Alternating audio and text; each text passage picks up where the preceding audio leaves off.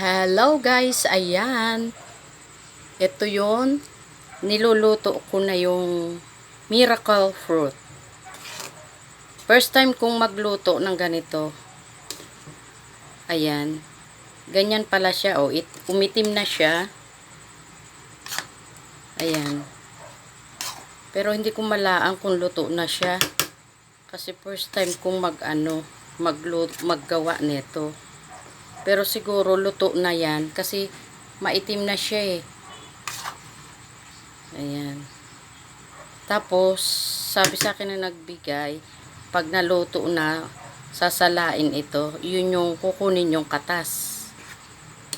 Ayan. Ayan siya guys, oh. Maitim pala to. Pag naluto. Ayan.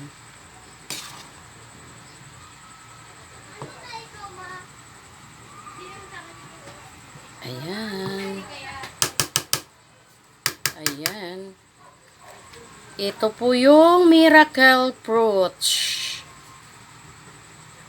Ayan siya, guys. Pasensya na, malikot yung camera ko. Mainit. Ayan. Maitim. Ayan, nagsasabaw nga. Ayan. Dahil first time tayong gumawa niyan, ayan, oh, nagkukulo-kulo na siya, guys. Ayan.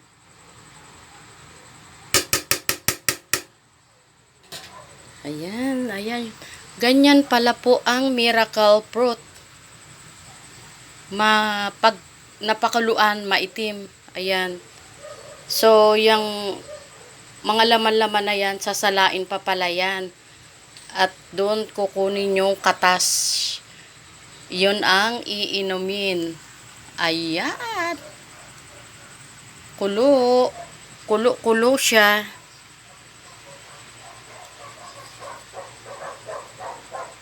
Ayan. Ganyan pala yung miracle fruit. Kasi first time kong nakakita. At first time din gumawa ng miracle. Ayan po ay maraming benefits. Maganda yan sa katawan. Miracle po.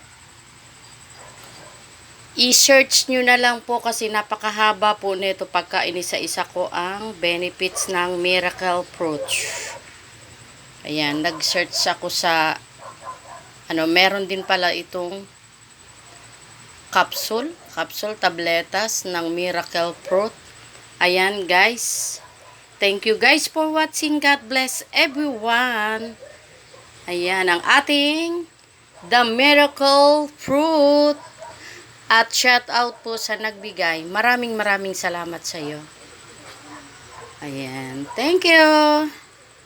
Ang ganda oh. Kulo siya oh. Kulay itim na nga. Miracle nga. Puti kasi yan eh. Ayan. Pag nahanginan, na unti-unting umitim. Thank you guys for watching. God bless everyone.